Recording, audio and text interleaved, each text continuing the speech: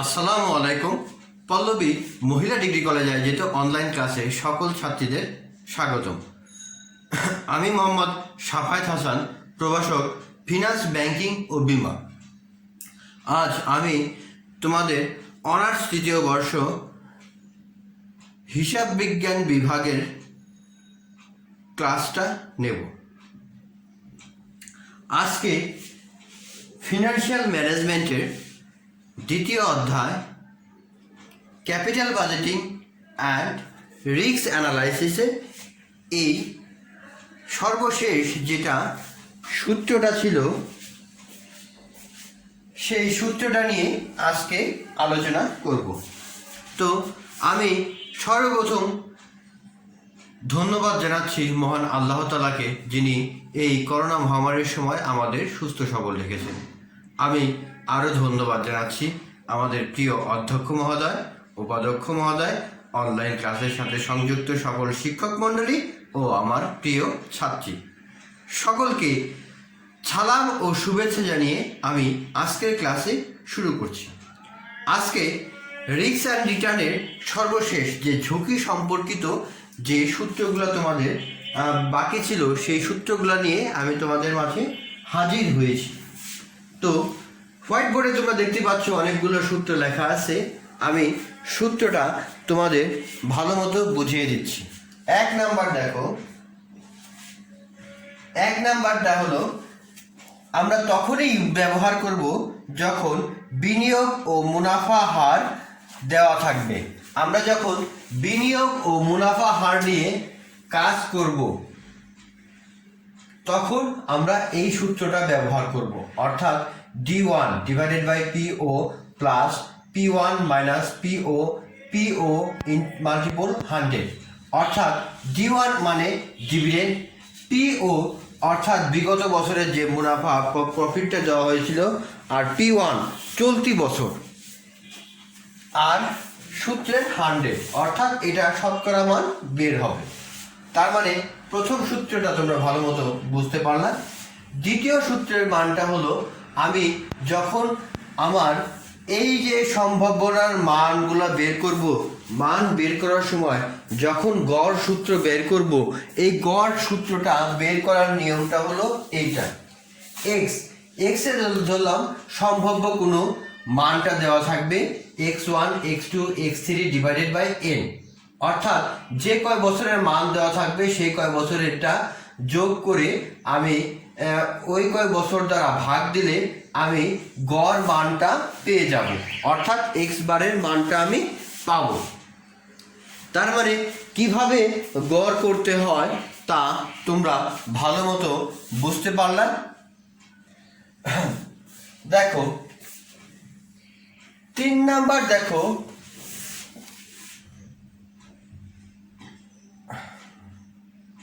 প্রত্যাশিত বা গড়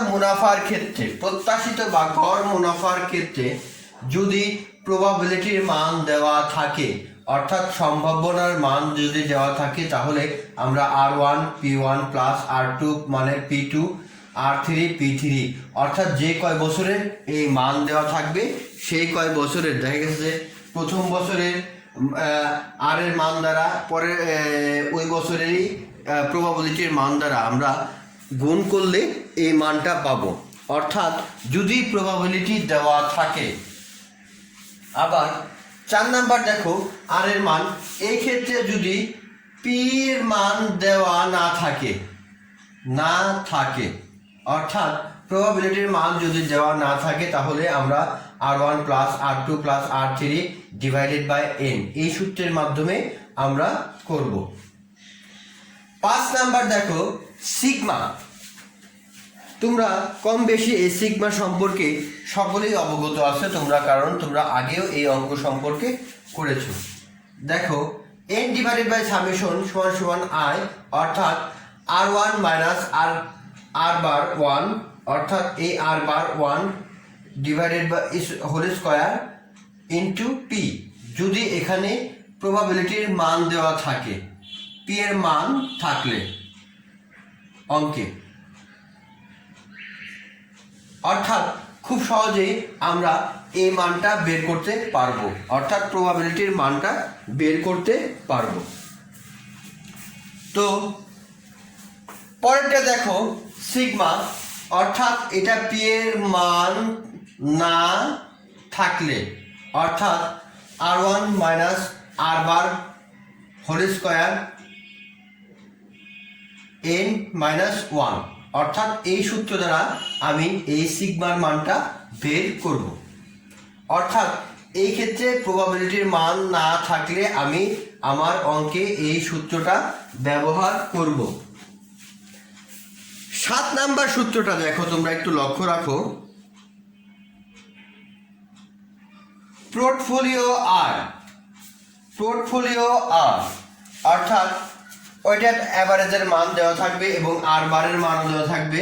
তার মানে এই দুইটা গুণ করলে, মানে প্রথম বছরেরটা প্রথম বছর, দ্বিতীয় বছরটা দ্বিতীয় বছর, এইটা যে কয় বছর দেওয়া থাকবে সেই কয় বছর পর্যন্ত গুণ করলে আমরা PR অর্থাৎ পোর্টফোলিওর যে রিটার্নটা সেটা আমরা পেয়ে যাব। তারপর দেখো সিগমা পি, অর্থাৎ যদি এখানে পোর্টফোলিওর ঝুঁকির মাত্রাটা আমরা এখানে নির্ণয় করব, অর্থাৎ স্ট্যান্ডার্ড ডিভিশনটা আমরা এখানে নির্ণয় করব।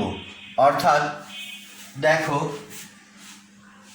এই স্ট্যান্ডার্ড ডিভিশন, অর্থাৎ এই পোর্টফোলিওর ক্ষেত্রে WA স্কোয়ার সিগমা এ, তারপর WB square sigma B square plus 2W WA WB এবং কোভেরিয়েন্স AB, এই দুইটার মানের মাধ্যমে আমরা এই অঙ্কটা করতে পারবো। 9 নাম্বার দেখো CPM মেথড, অর্থাৎ এখানে এই মেথডের মাধ্যমে আমরা ক্যাপিটাল প্রাইজিং মেথডটা আমরা ব্যবহার করব। এখানে প্রত্যাশিত মুনাফা হার সমান সমান ঝুঁকিমুক্ত আয়ের হার আর ঝুঁকি অধিকার, অর্থাৎ এটা হলো ঝুঁকিমুক্ত আয় আর এটা হলো ঝুঁকি অধিকার, অর্থাৎ সমান সমান, আমি একটু বাংলায় লিখে দিতে চাইছি,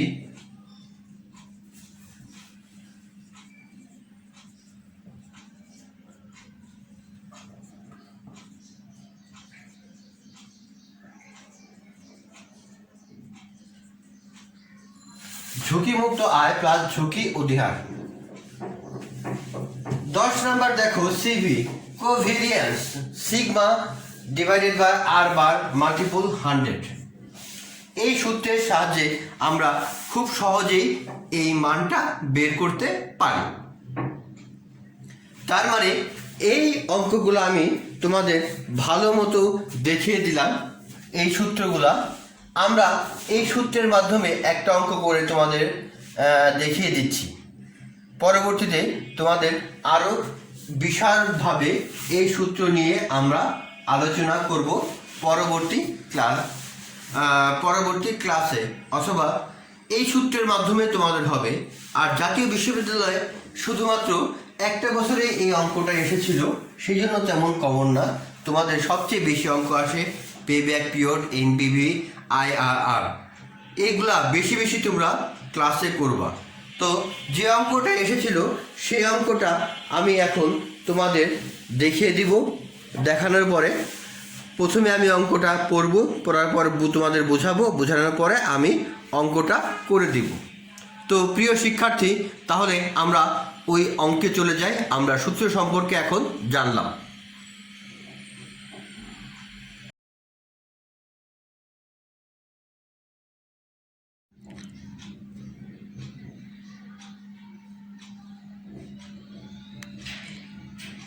তো প্রিয় শিক্ষার্থী, তোমরা আগে অঙ্কটা একটু দেখো। অঙ্কতে দেওয়া আছে, suppose there is a project which involve initial cost 20,000 টাকা। It is expected to the generate net cash flow during first 2 years with the probability as shown in the following table। অর্থাৎ এই টেবিলে তোমাদের যে প্রবাবিলিটির একটা অঙ্ক দেওয়া আছে, সেই অঙ্কটা আমরা এখন সমাধান করব। অর্থাৎ ইনিশিয়াল কস্টটা দেওয়া আছে 20,000 টাকা। দেখো ফার্স্ট ইয়ারে প্রবাবিলিটি দেওয়া আছে 0.010, নেট ক্যাশ ফ্লো আছে 6,000, তারপর আছে 0.25, নেট ক্যাশ ফ্লো আছে 8,000, তারপর আছে 0.30, নেট ক্যাশ ফ্লো আছে 10,000, 0.25, নেট ক্যাশ ফ্লো আছে 12,000, তারপর আছে 0.10, নেট ক্যাশ ফ্লো আছে 14,000। অর্থাৎ এই ক্যাশ ফ্লোটা দেওয়া আছে। ঠিক অনুরূপভাবে দেখো দ্বিতীয় বছরের প্রবাবিলিটি দেওয়া আছে 0.10, 4,000, 0.25, 6,000, 0.30, 8,000, 0.25, 10,000, 0.10 দেওয়া আছে 12,000 টাকা। তো এই অঙ্কটা দেওয়া আছে, তা এই অঙ্ক থেকে আমাকে কি বের করতে হবে? Calculated expected value of net cash flow for different period. অর্থাৎ এখান থেকে নেট ক্যাশ ফ্লোটা বের করতে হবে। 2 number, calculate the standard division of probability of net cash flow for different period. এখানে ক্যাশ ফ্লো দেয় যে ডিফারেন্ট পিরিয়ড মানে 2 বছরেরটা বের করতে হবে। 3 নাম্বার দেখো calculated NPV if discount rate is 12%। অর্থাৎ 12% ডিসকাউন্ট রেটে আমাদের এনপিভির মানটা বের করতে হবে। লাস্টে দেওয়া আছে দেখো calculated the standard division of NPV. অর্থাৎ স্ট্যান্ডার্ড ডিভিশনের এনপিভির মানটা আমরা বের করব। অর্থাৎ এইখান থেকে আমরা দেখতে পারি যে এখানে একটা ইনিশিয়াল কস্ট 2 বছরের জন্য 20,000 টাকা দেওয়া আছে। এখানে ইয়ার 1-এর মান দেওয়া আছে প্রবাবিলিটি এবং নেট ক্যাশ ফ্লো দেওয়া আছে। ইয়ার 2-তেও দেওয়া আছে প্রবাবিলিটির মান এবং নেট ক্যাশ ফ্লো। অর্থাৎ এখান থেকে আমরা বের করব এক্সপেক্টেড ভ্যালু, তারপরে বের করব স্ট্যান্ডার্ড ডিভিশনের মান অ্যান্ড এনপিভি ডিসকাউন্ট রেটের মান বের করব এবং স্ট্যান্ডার্ড ডিভিশন অফ এনপিভির মানটা বের করব। তো প্রিয় শিক্ষার্থী, আমরা এখন হোয়াইট বোর্ডে এই অঙ্কটা করার চেষ্টা করব। আশা করছি তোমরা ভালো মতো বুঝতে পারবা। তো তোমরা ভালো মতো এই অঙ্কটা ভালো মতো বুঝতে পেরেছো নিশ্চয়ই। এখন আমি হোয়াইট বোর্ডে তোমাদের এই অঙ্কের সমাধান করে দিচ্ছি।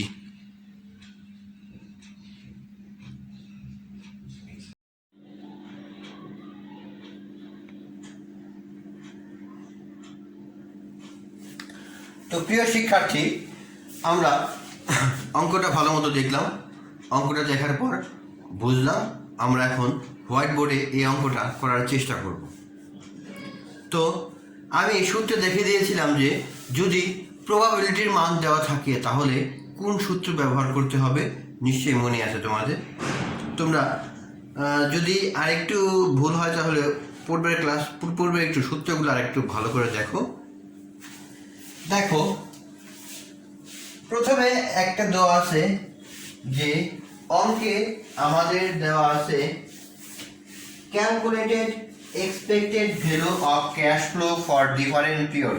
অর্থাৎ যে 2 বছরের ভ্যালুটা দেওয়া আছে সেটা আমাদের বের করতে হবে।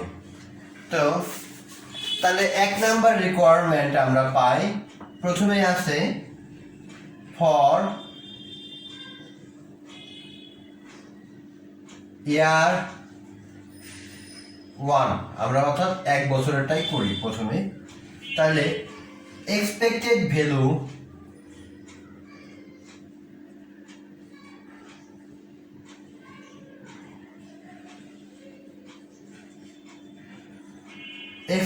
ভ্যালু তার মানে ER সমান আমরা জানি যেহেতু 5 বছরের মানটা দেওয়া আছে, তার মানে কি R1 পূরণ P1 plus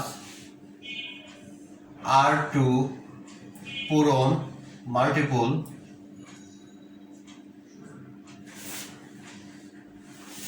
P2 plus R3 multiple P3 plus R4 পূরণ multiple P4 plus R5 multiple P5। খুব সহজেই এই 5 বছরের সূত্রটা আমরা লিখে ফেললাম। এখন এই সূত্র অনুযায়ী আমাদের মান বসাবো এবং মান বসানোর পরে এই গুণ আর যোগ করার পরেই আমরা আমাদের কাঙ্ক্ষিত এই expected value for first year আমরা পেয়ে যাব। তার মানে আমরা লিখতে পারি R1 এর মান প্রথম বছরে দেওয়া ছিল অর্থাৎ ৬,০০০ টাকা।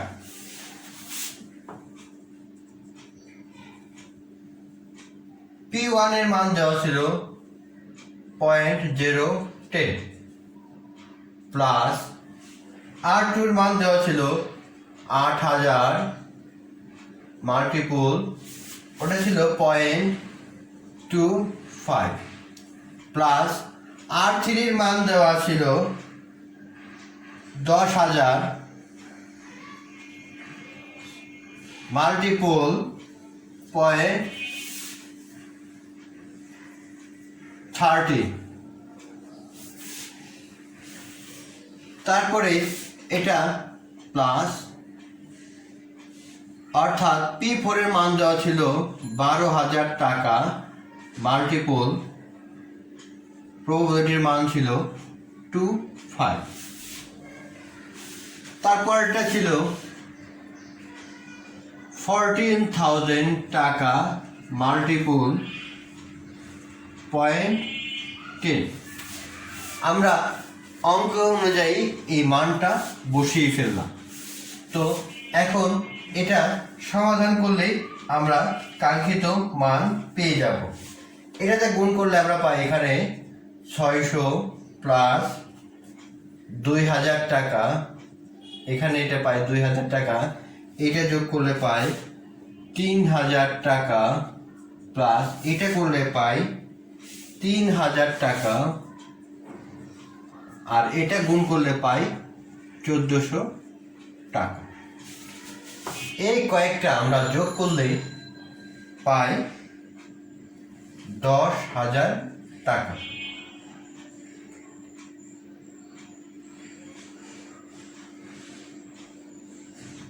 অর্থাৎ প্রথম বছরের এক্সপেক্টেড ভ্যালুটা আমরা বের করে ফেললাম। এখন ফর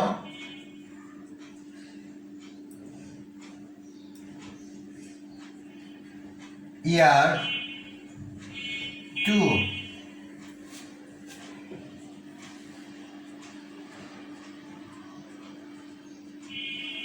expected value ER, ঠিক এই সূত্রটাই আমরা বসাবো। এই সূত্র বসায় 2 বছরে যা মান আছে সেগুলাই বসাবো। তার মানে R1 multiple P1 plus R2 multiple P2 plus R3 multiple P3 plus R4 multiple P4 plus R5 multiple P5। তো এখন আমরা এটার মানটা ভালো মতো বসাবো। এই মান বসালেই আমরা 2 বছরের মানটা খুব ইজিভাবেই পেয়ে যাব। তো প্রথম বছরে আছে দেখো R1 এর মান আছে 4,০০০ টাকা মাল্টিপল P1 এর মান আছে 0.10 প্লাস R2 এর মান আছে 6,০০০ টাকা মাল্টিপল 0.25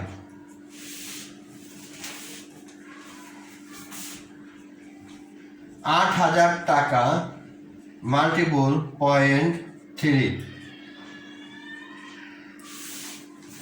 10,000 টাকা মাল্টিপল 25 প্লাস আর 5 এর মান আছে মাল্টিপল 12,000 টাকা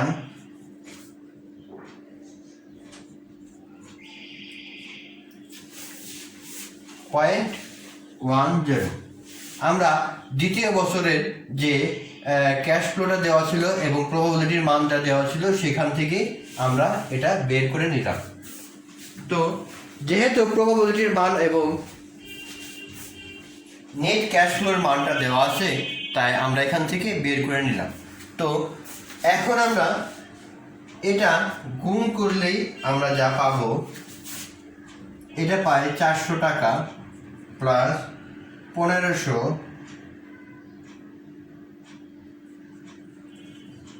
প্লাস 2400 টাকা পাই এটা থেকে, প্লাস এটা থেকে পাই 2500 প্লাস আর লাস্টে এইটার থেকে পাই 1200। তো আমরা যোগ করলে এটা টোটাল পাই 8,000 টাকা অ্যান্সার।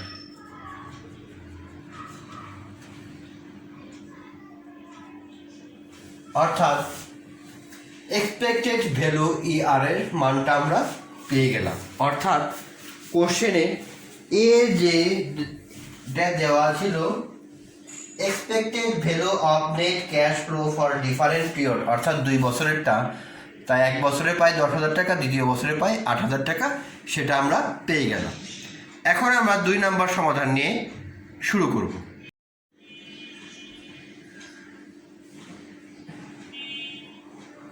আমরা এখন রিকোয়ার্ড টু স্ট্যান্ডার্ড ডিভিশনের মানটা বের করার চেষ্টা করব। রিকোয়ার্ড টু এখানে বলেছে যে তোমরা ডিফারেন্ট পিরিয়ডের অর্থাৎ 2 বছরের স্ট্যান্ডার্ড ডিভিশনের মানটা বের করো। অর্থাৎ আমরা জানি রিকোয়ার্ড টু ASD মানে স্ট্যান্ডার্ড ডিভিশন সমান সমান, যেটা আমি সিগমাতে লিখে দিয়েছিলাম,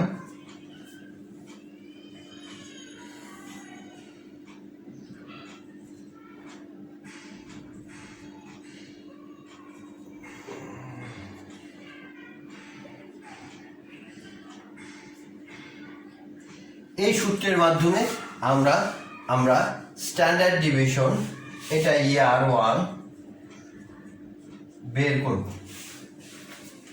তো এখানে আবার প্রবাবিলিটির মান দেওয়া আছে, আর এর মানটাও দেওয়া আছে। তো আমরা এখন আর বারের মানটা বের করব। আর বারের মানটা বের করার নিয়মটা হলো, আমি দেখিয়ে দিয়েছিলাম যে x বার সমান সমান x1 plus x2 plus x3 plus x4 plus x5। যদি প্রথম বছরেরটা আমরা বের করি তার মানে হলো ডিভাইডেড বাই n,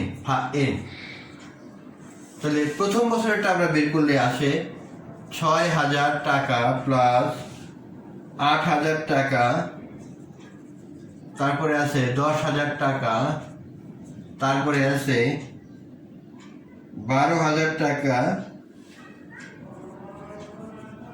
পরে আছে 14,000 টাকা, আর এটা আছে 5।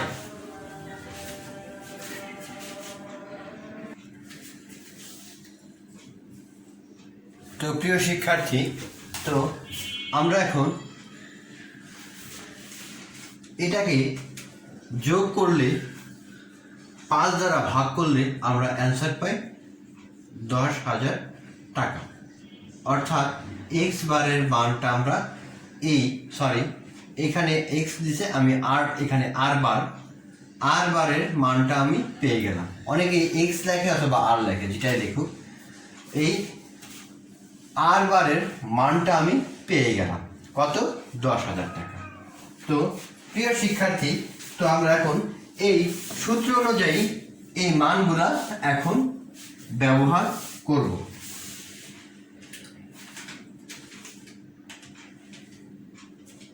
দেখো,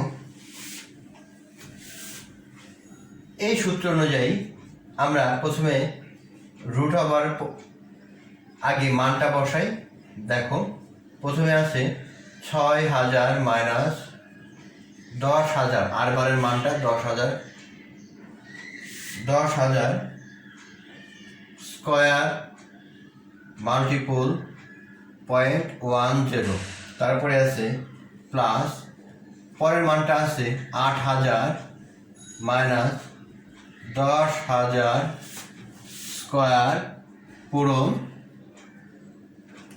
0.25 প্লাস পরের মানটা দেওয়া আছে, দেখো 10,000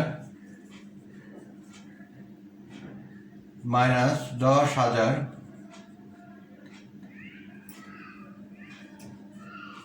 মাল্টিপল 30। চতুর্থ বছরে যেটা দেওয়া আছে, দেখো তোমরা 12,000 মাইনাস 10,000 মাল্টিপল 0.25। পঞ্চম বছরে দেওয়া আছে 14,000 মাইনাস 10,000 মাল্টিপল 0.10।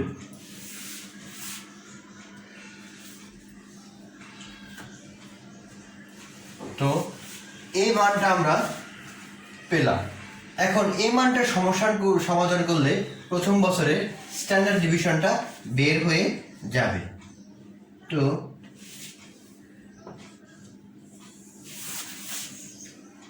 এটাই হলো প্রথম বছরের মান। এই রুট ওভারটা আমি দিয়ে দিলাম। তো আবার রুট ওভার দিলে আমরা এখন এই কয়েকটা গুণ টুন করে পাই। প্রথমে পাই 16 লক্ষ টাকা প্লাস এটা গুণ করলে আমরা পাই 10 লক্ষ টাকা প্লাস এটা গুণ করলে পাই 0, কারণ 10-এ 0 হয়, 0-এর সাথে যা গুণ করা যায় তা 0-ই হয়। এটা গুণ করলে আমরা পাই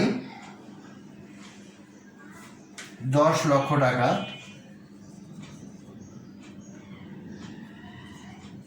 প্লাস এটা গুণ করলে আমরা পাচ্ছি 16 লক্ষ টাকা।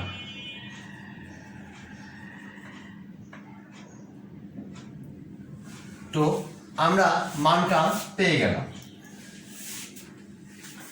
তো মানটা পাওয়ার পরে আমরা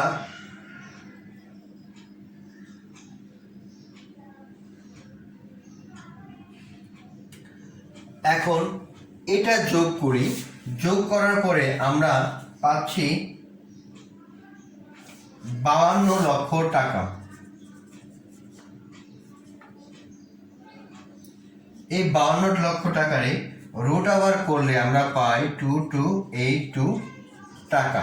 অর্থাৎ প্রথম বছরের যে টাকাটা ছিল সেই টাকাটা আমরা খুব সহজেই বের করে ফেললাম। এখন দ্বিতীয় বছরের স্ট্যান্ডার্ড ডিভিশনটা আমরা বের করব।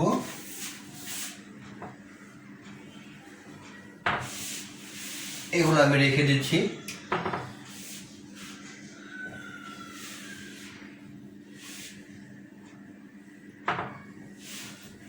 দেখো, ইয়ার 2 2 নম্বরে ঠিক একই সূত্রের মাধ্যমে আমরা 2 বছরেরটা ব্যবহার করব। এখানে দ্বিতীয় বছরে প্রথমেই আছে আমার, দেখো 4,000 টাকা মাইনাস 10,000 টাকা, সরি, এই ক্ষেত্রে আমরা R12 এর মানটা যখন আমরা ওই একইভাবে বের করেছিলাম তখন সেই ক্ষেত্রে এখানে আর বারের মানটা সমান সমান আমি 8,000 টাকা পেয়েছি। তোমরা ওয়ার্কিংয়ে এই মানটা বের করে নিবা ঠিক আগের মতোই। তো মাইনাস 8,000 টাকা,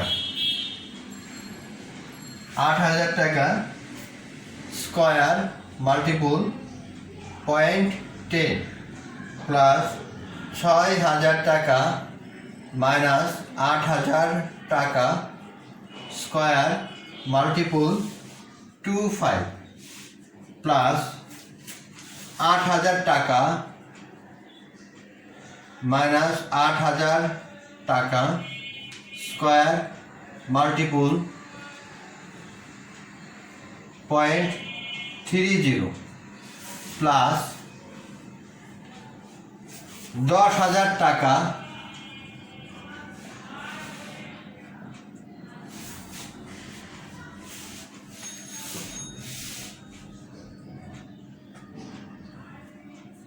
মাইনাস 8,000 টাকা মাল্টিপুল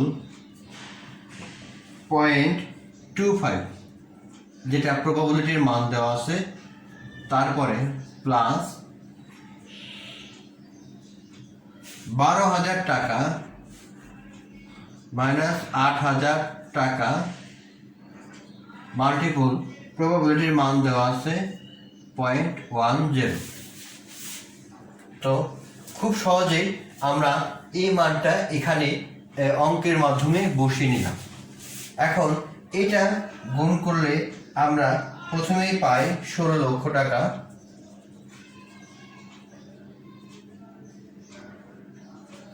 প্লাস পরে পাই 10 লক্ষ টাকা প্লাস এটা পাই আমরা 0, কারণ 8,000 থেকে 8,000 বাদ দিলে থাকে 0, 0-এর উপরে পাওয়ার দিলে থাকে 0, তার দ্বারা 30 বা 0.30 গুণ করলেও সেটাও 0 হয়ে যায়। এটা গুণ করলে আমরা পাই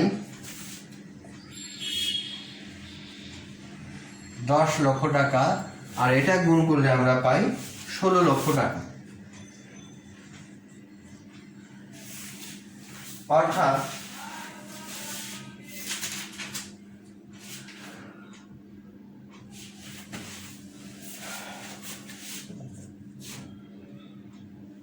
এই 16 লক্ষ টাকা পাই। এটা যোগ করলে আমরা পাই 52 লক্ষ টাকা।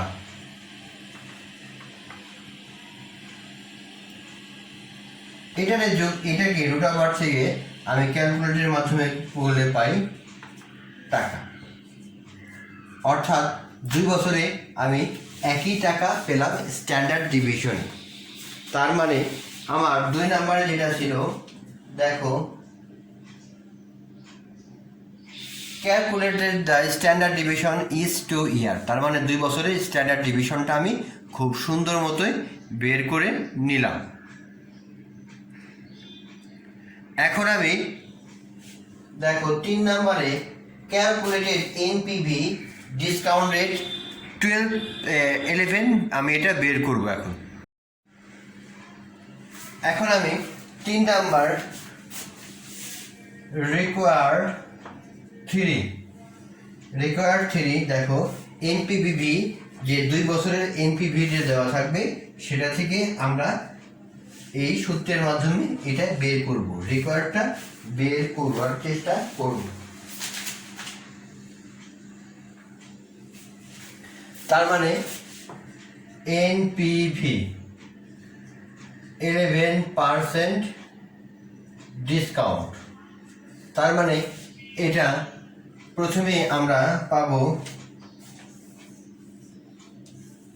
এক্সপেক্টেড ভ্যালু 1 প্লাস আই, যেটাই দেখো তোমরা এই আই প্রথম বছরে 1 প্লাস EV2 1 প্লাস আই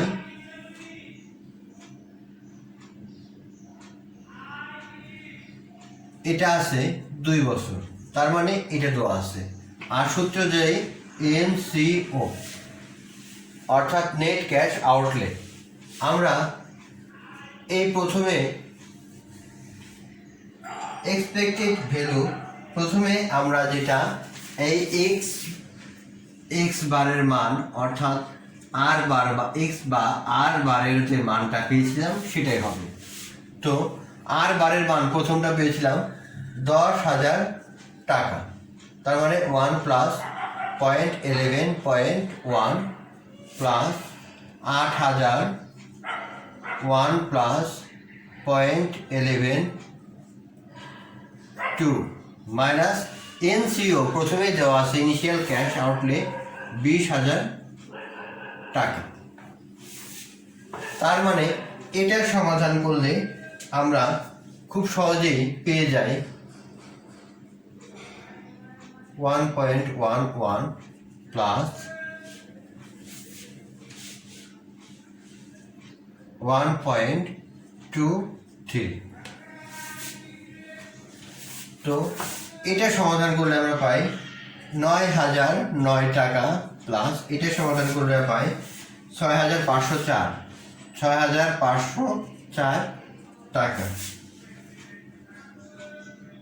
অর্থাৎ এই দুটা যোগ করলে আমরা পাই 15,513 টাকা, 20,000 টাকা অটোমেটিকলি মাইনাস আসবে। এটা যোগ করলে আমাদের মান নেগেটিভ আসে, অর্থাৎ 4,487 টাকা নেগেটিভ আসতেছে। যদি এটা গ্রহণ বর্জনশীল হয় তার মানে কি এনপিভি নেগেটিভ দেখে এই মানটা আমরা গ্রহণ করব না। তার মানে এই 3 নাম্বার সমাধানটা আমরা সহজেই পেয়ে গেলাম। আমরা এখন 4 নাম্বারে যে সমাধানটা ছিল ক্যালকুলেটেড দ্য স্ট্যান্ডার্ড ডেভিয়েশন, অর্থাৎ স্ট্যান্ডার্ড ডেভিয়েশনটা আমরা এখন বের করব, এই এনপিভির standard deviation.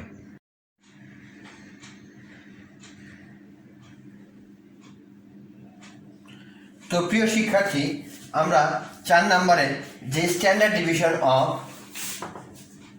Required for standard division যেটা দেওয়া আছে সেটা আমরা বের করব, অর্থাৎ এসডি ফর এনপিভি, অর্থাৎ স্ট্যান্ডার্ড ডিভিশনের এনপিভি, অর্থাৎ এনপিভি যে স্ট্যান্ডার্ড ডিভিশন, অর্থাৎ এই স্ট্যান্ডার্ড ডিভিশন এনপিভির সূত্রটা আমরা লিখতে পারি ঠিক এইভাবে।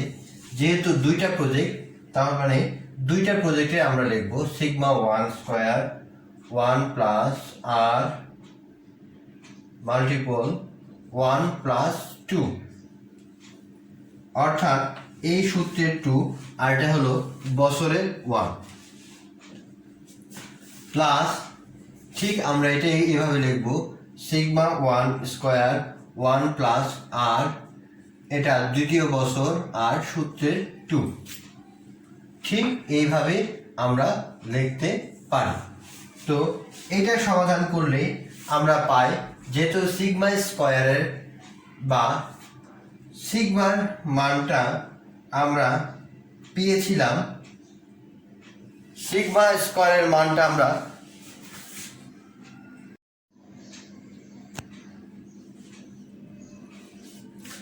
তো প্রিয় শিক্ষার্থী, তার মানে আমরা এখন এটার মানটা আমরা এখন বসাবো। তো সিগমা 1 এর মান আমরা পেয়েছিলাম 2280, এটা স্কোয়ার 1 প্লাস আর এর মানটা যেটা ওই রেট অফ রিটার্ন বা এটা তোমরা আই দিয়েও লিখতে পারো, এই 11.2 প্লাস এটারও মান আমরা 2280 স্কোয়ার 1 প্লাস 0.11 2 দুগুণে 4, তার মানে এটা আমরা এখন সমাধান করব। তো এটার হোল স্কয়ার এই হলে আমরা পাই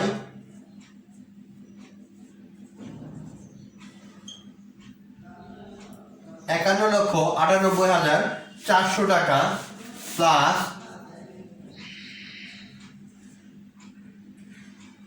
98,400 টাকা, আর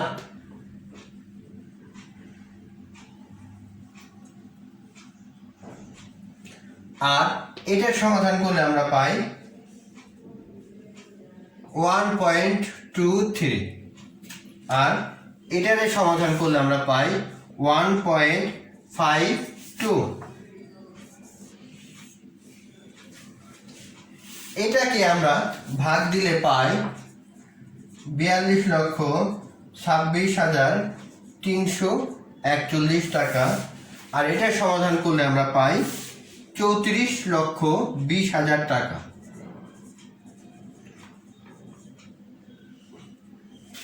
এই দুটা যোগ করলে আমরা পাই 76,46,341। আর এটাকে আমি ক্যালকুলেটরের মাধ্যমে যখন করব তখন আমি এটা পাই 276,520। এটাই হলো এমপিভি স্ট্যান্ডার্ড ডিভিশনের মান। তো প্রিয় শিক্ষার্থী, তোমরা খুব সহজেই এই অঙ্কটা ভালো মতো বুঝতে পেরেছো নিশ্চয়ই, আশা করছি। তো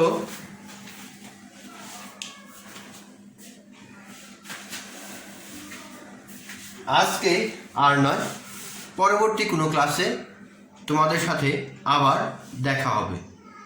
সেই পর্যন্ত শুভকামনা জানিয়ে আমি আমার আজকের মতো ক্লাস এখানেই শেষ করছি। সবাই ভালো থেকো, সুস্থ থেকো। আমি আল্লাহর নিকট দোয়া করি তোমরা আল্লাহ যেন তোমাদের এই করোনা মহামারীর থেকে রক্ষা করে। আমি আল্লাহর কাছে তোমাদের জন্য দোয়া করি, আল্লাহর কাছে তোমরাও আমার জন্য দোয়া করো যাতে এই করোনা মহামারীর থেকেও আল্লাহ আমাকে রক্ষা করে সকল বিপদ আপদ থেকে।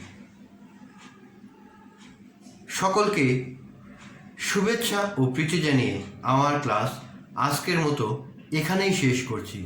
সবাই সুস্থ থেকো, ভালো থেকো, এই কামনা করে আমি বিদায় নিচ্ছি। আল্লাহ হাফেজ।